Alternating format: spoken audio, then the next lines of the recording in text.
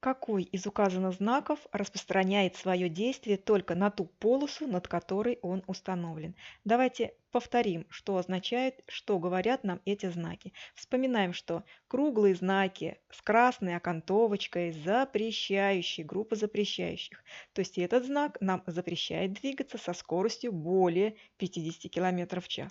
Такой же кругленький знак, но без красной окантовочки, синенький, запрещает нам двигаться со скоростью менее 50 км в час, а просто квадратный знак нам просто рекомендует двигаться со скоростью 50 км в час. Он ничего не запрещает, просто рекомендует. Ну и логично предположить, что вот здесь это уточняющая табличка, которая говорит нам о том, что именно на этой полосе, над полосой, где размещен этот знак, необходимо двигаться со скоростью не более 50 км в час. Только А.